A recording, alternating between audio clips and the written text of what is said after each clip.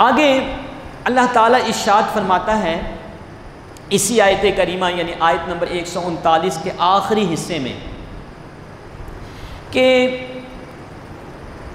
ये मुसलमान नाम नहाद मुसलमान काफिरों के साथ दोस्ती क्यों करना चाहते हैं। उनकी नफ्सियात, उनके साइको को बताया जा रहा है कि मुसलमानों को छोड़कर काफिरों को अपना दोस्त बनाना क्यों चाहते हैं। जैसा मैंने अर्ज़ किया कि हम दुनिया वालों को तो बेवकूफ़ बना सकते हैं, लेकिन अल्लाह तबारक व तआला इन तमाम चीज़ों से पाक है।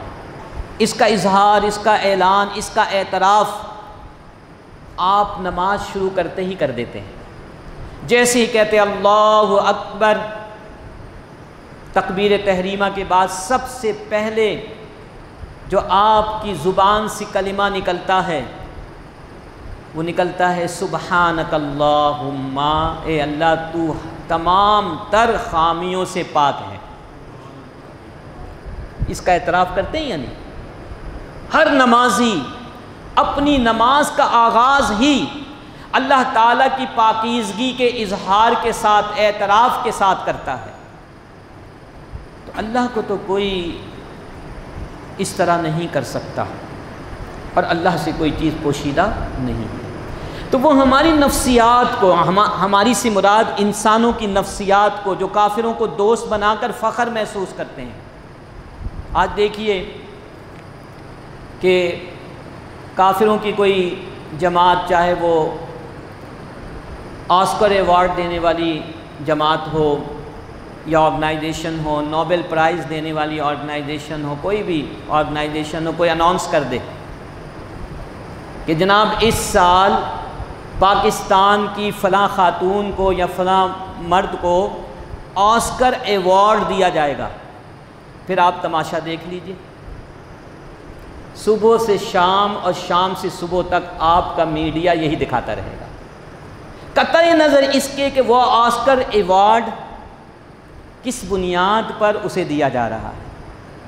नोबेल प्राइज़ का ऐलान कर दिया जाए कि मलाला यूसुफ़ज़ई को इस दफ़ा नोबेल प्राइज़ दिया जाएगा, हमारा मीडिया, हमारी आवाम, हमारे हुक्मरान उसी में जो है बह जाएंगे। कितनी बड़ी इज़्ज़त मिल गई, पाकिस्तान के लिए कितने बड़े फ़ख्र की बात है, एज़ाज़ और ऑनर की बात है। बोले ऐसा है या नहीं? तो रब्ब कायनात ने फरमाया कि वो लोग काफिरों के पीछे इसलिए जाते हैं कि अयब्तगूना इंदहुमुल इज़्ज़ता, वो ये चाहते हैं कि इनके पास से हमें इज़्ज़त मिलेगी, इनके पास से हमें क्या मिलेगी? इज़्ज़त मिलेगी, हमें यहाँ से अवार्ड मिलेगा, हमें यहाँ से ऑनर मिलेगी। तो रब्ब कायनात ने फरमाया अजीब बात है, तुम उनसे इज़्ज़त चाहते हो जो तुम्हारी इज़्ज़त कभी भी नहीं करेंगे। पूरी हिस्ट्री आप उठाकर देख लें, जनाब रसूल करीम सल्लल्लाहु अलैहि वसल्लम के ज़माने अक़दस से लेकर आज तक की तारीख़ उठाकर देख लीजिए, कभी भी यहूद व नसारा ने, मुशरिकीन व काफिरीन ने मुसलमानों के साथ वफ़ा नहीं किया।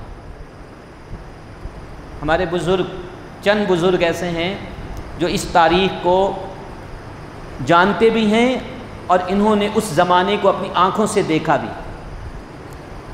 कि यही पाकिस्तान दो लख्त हुआ, मशरिकी पाकिस्तान और मगरिबी पाकिस्तान। पता है ना, ये इतना नहीं था। आज जिसे हम बांग्लादेश कहते हैं, ये पाकिस्तान का हिस्सा था 1971 से पहले। हमारे बुज़ुर्ग इसको जानते हैं अच्छी तरह। आज वो हमसे जुदा हो चुका है। आपको पता है कि उस ज़माने में अमेरिका ने पाकिस्तान की उस वक्त की गवर्नमेंट को कहा कि हमारा बहरी बेड़ा आने वाला है, तुम्हारी मदद को, तुम्हारी मदद को हमारा बहरी बेड़ा आने वाला है। जैसे ही वो बहरी बेड़ा आएगा, इंडिया भाग जाएगा। हमारे हुक्मरान उसकी राह तकते रहे। पाकिस्तान 2 लख्त हो गया, 2 टुकड़ों में तकसीम हो गया, और आज 50 साल होने को है, वो बहरी बेड़ा अभी तक नहीं पहुँचा। अयब्तगूना इंदहुमुल इज़्ज़ता, ये हमारा रब, हम सब का रब अपने पाक कलाम के अंदर वाशगाफ अल्फाज के अंदर फरमा रहा है कि क्या तुम ये चाहते हो कि तुम्हें उनसे इज्जत मिलेगी? तो कान खोल कर सुन लो, कभी भी इज्जत नहीं मिलेगी। अगर इज्जत मिलनी होती तो वो बहरी बेड़ा भी आता और पाकिस्तान 2 लख्त नहीं होता। उसके बाद आप देख लीजिए, ज़्यादा दूर की बात नहीं, पिछले साल कश्मीरियों के साथ कितना बड़ा जुल्म नहीं हुआ, कश्मीरियों का हक छीन लिया गया। आप बताइए कि कौन से हमारे दोस्त हमारी मदद को अभी तक पहुँचे हैं?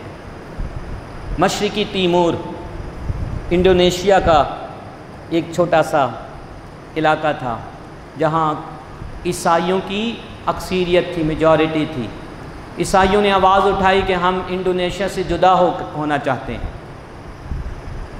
हम अपनी अलग रियासत बनाना चाहते हैं, क्योंकि वो ईसाई अक्सरियत वाला इलाका था। साल भी नहीं, महीनों में उनका फ़ैसला हो गया। और कश्मीर के हक़ में अक़वाम मुत्तहिदा की करारदाद मौजूद है, और उसे भी हुए तकरीबन 72 साल हो चुके हैं। कश्मीर अभी तक जुल्म की चक्की में पिस रहा।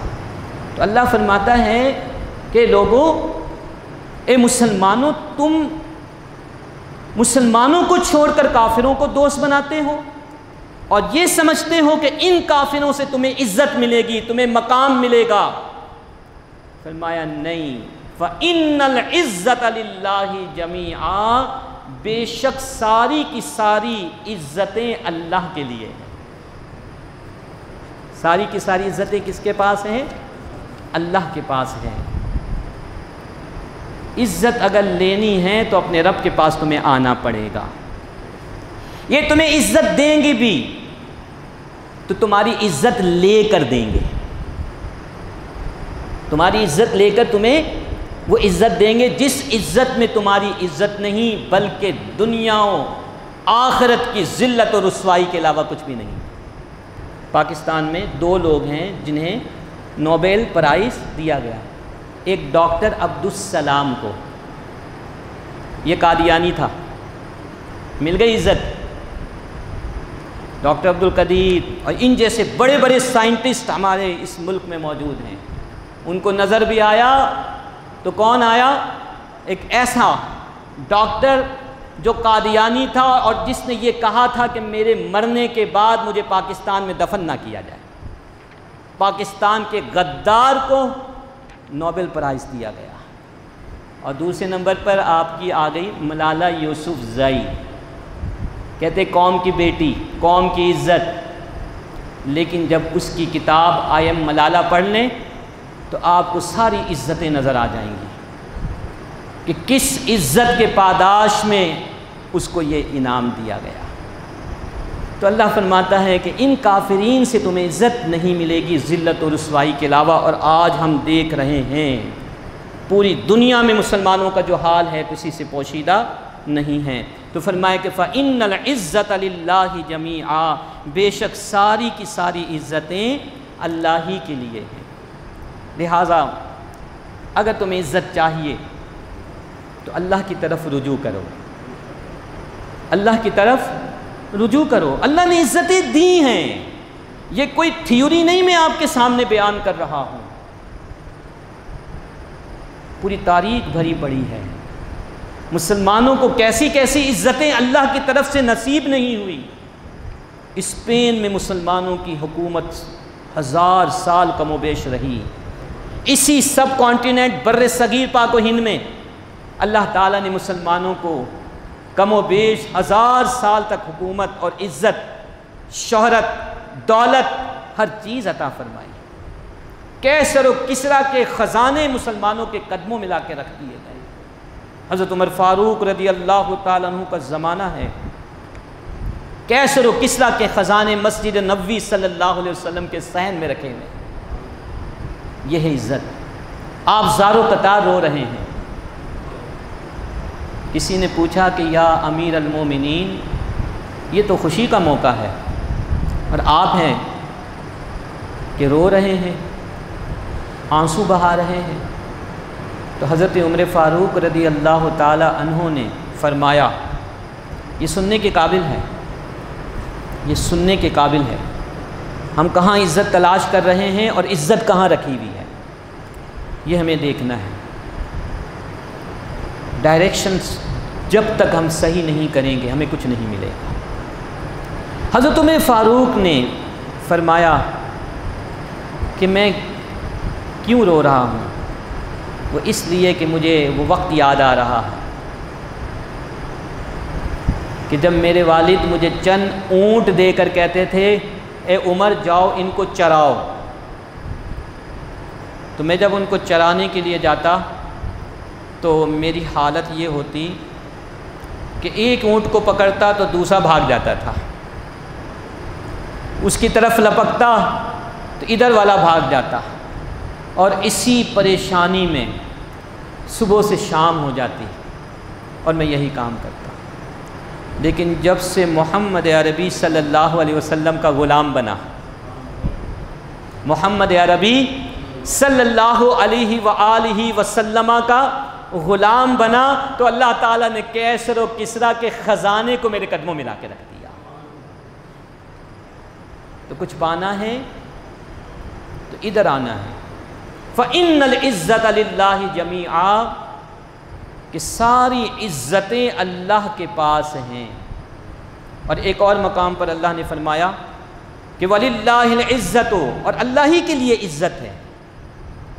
ये कुफ़ार और मुशरिकीन की इज़्ज़तें, ये शोहरतें, ये आर्जी हैं, ये आर्जी हैं, ये हमेशा के लिए नहीं रहेंगी, ये कुछ वक्त के लिए, इनकी डिक्लाइनिंग आएगी एक ना एक वक्त। फरमाया कि वलिल्लाहिल इज़्ज़तु, और अल्लाह ही के लिए इज़्ज़त है, वली रसूलिही, और रसूल के लिए इज़्ज़त है, वलिल मोमिनीन, और मोमिनों के लिए इज़्ज़त है। वलाकिन्नल मुनाफ़िकीन ला यअलमून, लेकिन मुनाफिक ये नहीं जानते। मुनाफिक तो ये समझते हैं कि बस ये जो दुनिया है, जो हम नेकेड आइज से देख रहे, यही दुनिया है, इसी को पाना है। हम तो दुनिया की चमक दमक में इस कदर महव हो जाते हैं, गर्क हो जाते हैं कि हमें हकीकी इज़्ज़त नज़र ही नहीं आती। इसलिए सामीन मोहतरम, ये जो दो आयात हैं हमें ये दावत दे रही हैं कि हम कामिल मोमिन बन जाएं, अपने अमल से, अपने किरदार से, अपने गुफ्तार से। मुनाफिकीन के सफ़ में ना आए। मुनाफिकीन कभी भी एक तरफ नहीं रहते, उनकी कैफियत आगे बताई गई। मुज़ब्ज़बीन बैन ज़ालिक, वो जहाँ भी खड़े होते हैं उनका दिल जो है वो मुतमईन नहीं होता।